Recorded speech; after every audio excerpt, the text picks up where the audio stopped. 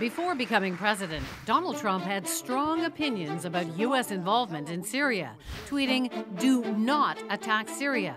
There is no upside, tremendous downside. We should stay the hell out of Syria." But then last week, he changed his tune. He launched a missile attack against Syria, Russia's chief ally in the Middle East. Trump changed the military script, but also his approach to Vladimir Putin. The missile attack is seen as an abrupt end to a mutual admiration society. Right now, we're not getting along with Russia at all. It's all happening at the same time as suspicions by U.S. intelligence and senior lawmakers that Russians conspired to help Trump win the election. The FBI, as part of our counterintelligence mission, is investigating the Russian government's efforts to interfere in the 2016 presidential election. The scrutiny led to the sacking of Trump's national security advisor and 3 investigations into possible ties between the Trump campaign and Russian operatives. The U.S. Attorney General had to recuse himself from that Russian probe.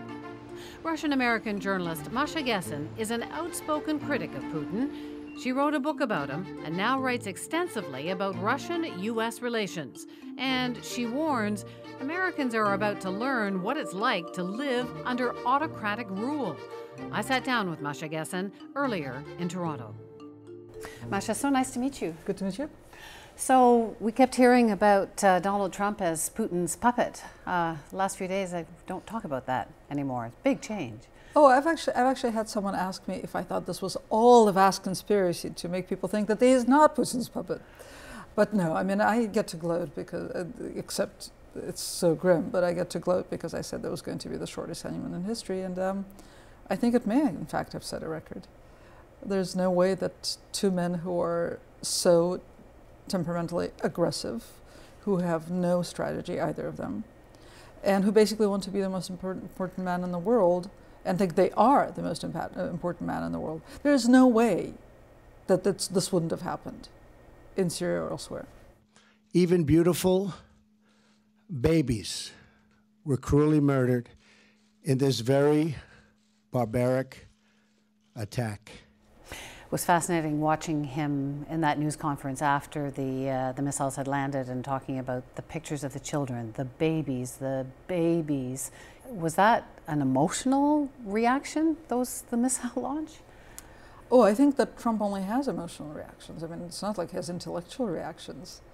He is a man who both communicates and acts on raw emotions. So.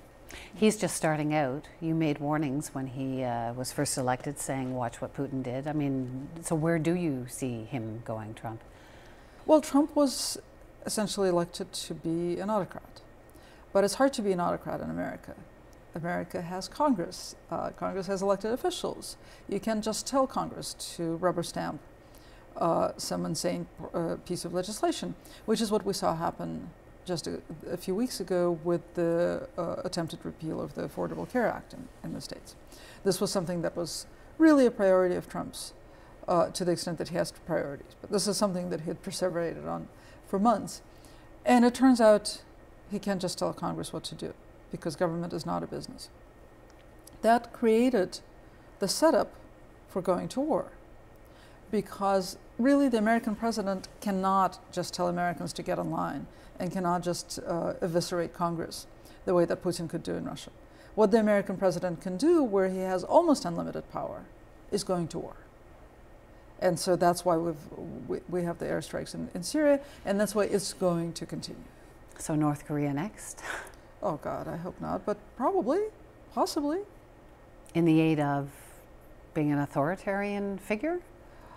I think he needs to, again, to show that he's the most powerful man in the world. But he also has a very fine instinct for what autocrats need, which is mobilization, right?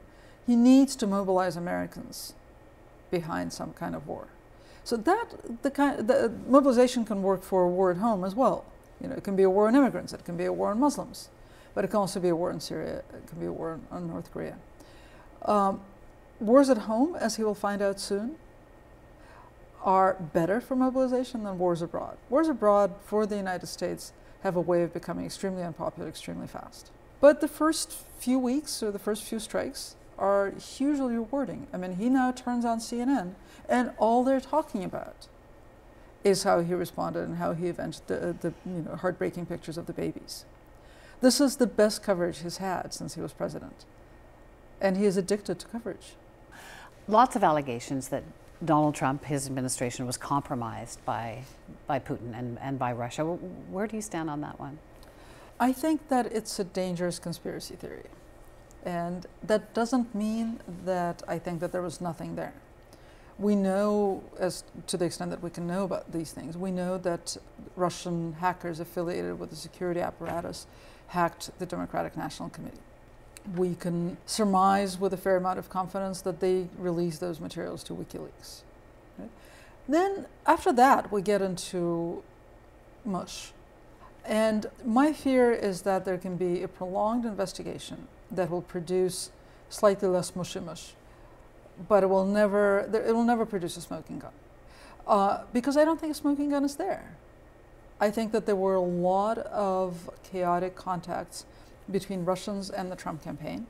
And part of the reason there were so many was because the normal Russian sort of modus operandi of having security people contact outliers who may be enticed to have contact suddenly paid off because Trump ran a campaign full of outliers.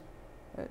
And then they won. But we're not going to see a causal relationship between the contacts with those people and the fact that Trump won.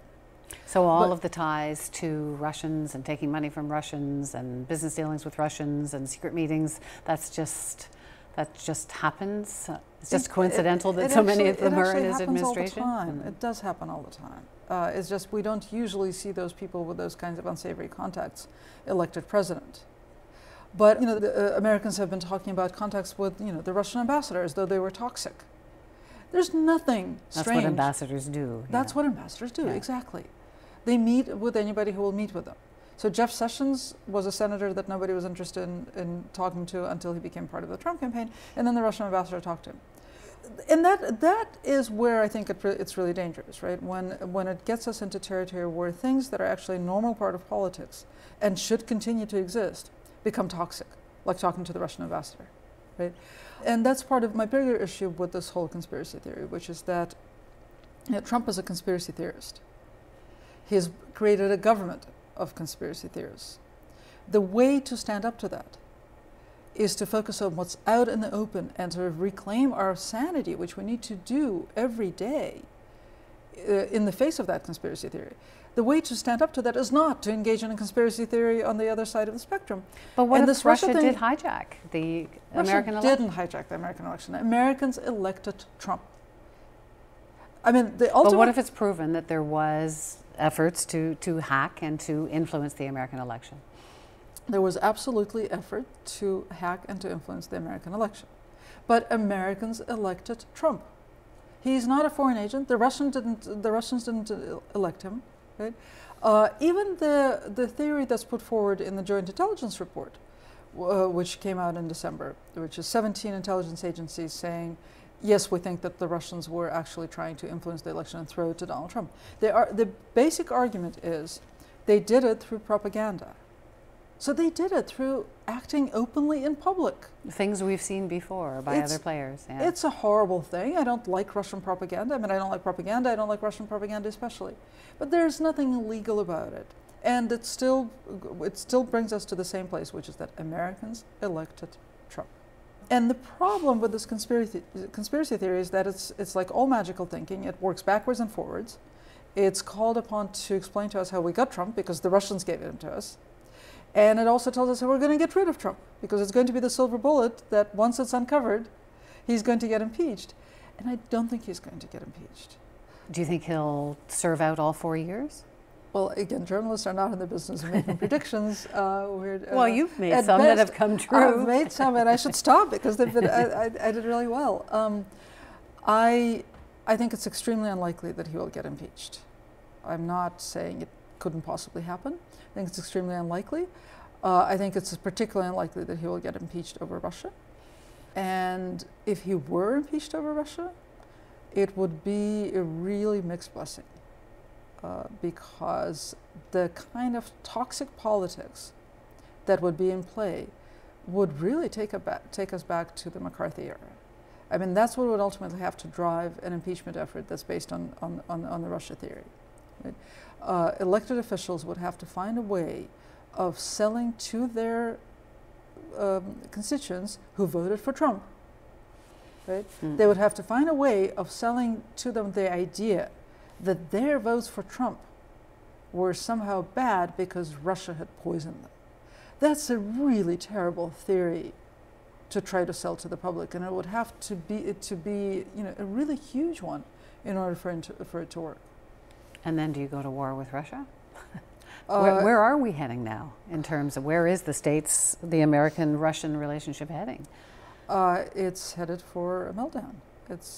We are seeing these two men, the two most powerful men in the world, the two men who have their fingers on the nuclear button. We're seeing them headed for a confrontation. And it's a terrible kind of confrontation because one of them, Vladimir Putin, actually does believe that he did something to help Trump. He, I think, has been greatly amused by the American obsession with Russian interference in the election, but he also thinks that that he did do something, and that he and Trump, he was counting on a good relationship with Trump, or he was at least counting on Trump being manipulatable. Trump, on the other hand, has never paid his debts, ever. Even if he did owe one to Russia, he wouldn't pay it.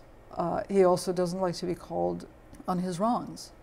And so one of the things is that Putin is seriously invested in Syria. He is not going to step away from Syria. Any argument that it's too expensive for him, it's strategically, the strategy is not worth it, misses the point. Because the point is not strategy. It's not having the military base there, and it is not having economic access there. The point is ambition. Ambition is not negotiable.